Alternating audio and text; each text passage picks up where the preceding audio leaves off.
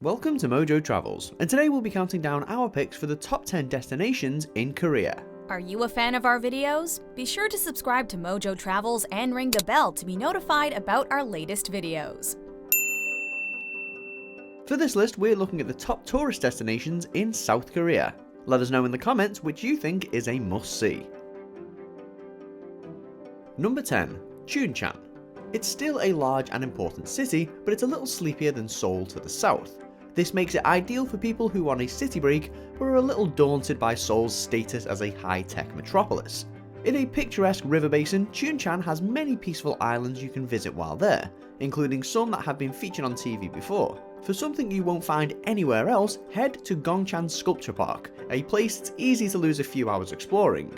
If you're more interested in the natural beauty, there's also the tall mountain Sameksan, which has lots of hiking opportunities. Finally, the entire area is known for its chickens, which means you're going to get lots of unique Korean dishes made from mouth-watering chicken while you're visiting. Number 9. Gwangju. Though it's another large city, one of Gwangju's biggest draws is that it's close to some truly stunning regions. Mudonsan National Park is one of the most scenic national parks in the world.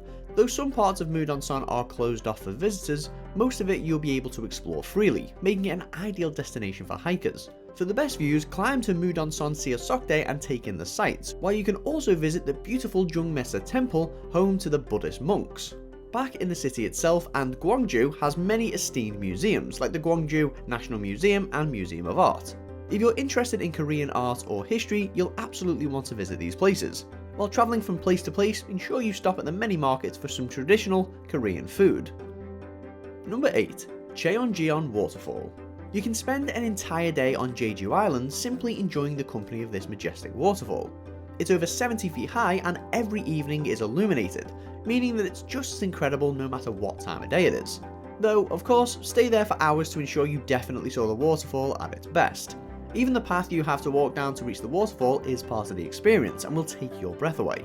There's a lot of mythology tied up in this waterfall as well, the name of which means it's a place where the heavens and earth collide. You can't do anything other than look at the water, however, because it's home to a large population of marbled eel, or mutai eel, a species which is seen as an emblem of Korean culture. Number 7. ANDONG HAHOE Village. This site has been inhabited for hundreds of years and is now carefully preserved and generally in use as a tourist attraction. It does still have a few hundred residents, however, and you'll need to be respectful while there. Though it's not the only preserved traditional village in Korea, it's regarded by many as the best. Not only is the village itself a designated UNESCO site, but many of the individual buildings are official national treasures of South Korea. It's a sleepy destination right on the edge of Nakdong River, away from busy cities and brimming with history. It's also a place built to be as welcoming and harmonious as possible, professing benefits to mental health as well as connecting humanity with nature.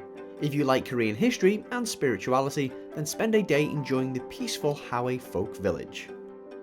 Number 6. Suwon. The number one thing to do in this large city is visit Hwasong Fortress, built around 200 years ago and still standing proudly today.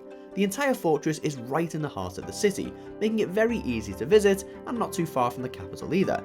It was also carefully designed to fit into the city properly, and isn't just a military base or a former palace.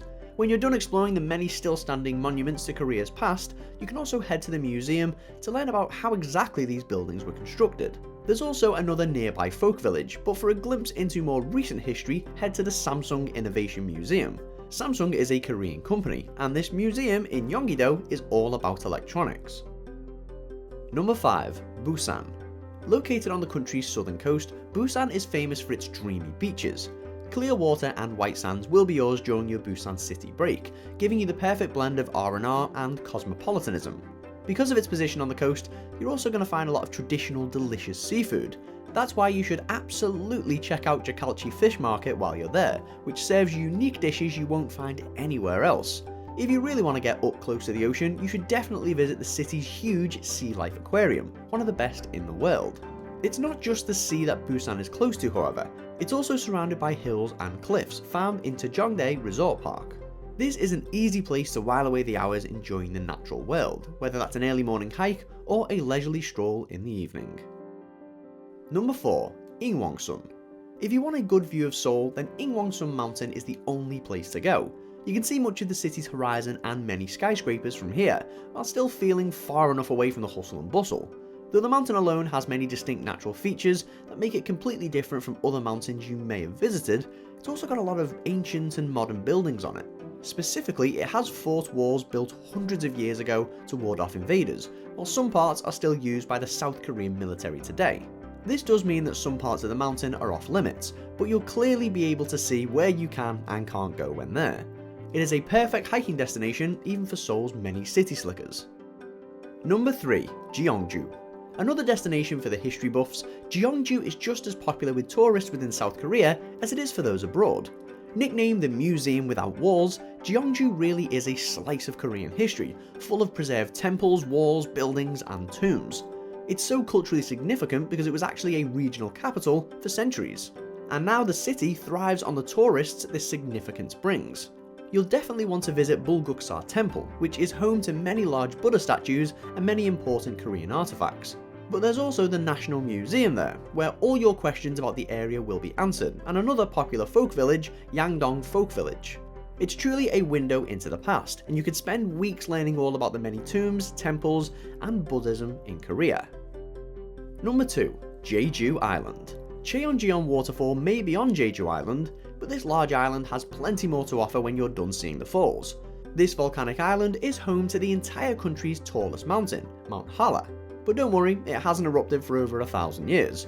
Of course, you'll want to explore the mountain while you're there, perhaps even climbing all the way to the top if you're feeling up to it. Its volcanism is just one reason why Jeju Island is commonly called the Hawaii of Korea, as it's an idyllic destination as well. It's also sometimes called the Island of the Gods, and is steeped in legend. However, be aware that Jeju Island is having issues with pollution, so be conscious that you don't litter or leave any other waste while you're there. After all, the stunning beauty of this island is something everybody should want to look after. Number 1. Seoul. Home to nearly 10 million people, Seoul is a global city and is the biggest in the entire country. It's the city break to end city breaks, and you could live there for years and still not see everything it has to offer. Thankfully, as it is a capital, it's extremely easy to get to by plane, and South Korea's rail infrastructure means that it's also easy to get out to anywhere else using Seoul as a base. But while you're there are plenty of things to do. Seoul's food scene is well renowned, with many celebrated restaurants serving food not only from Korea, but from other countries too. You should also head to the top of Seoul Tower to get a different view of the city from above, or spend an afternoon exploring Chuncheon Palace for another taste of history. Do you agree with our picks? Check out this other recent clip from Mojo Travels, and be sure to subscribe and ring the bell to be notified about our latest videos.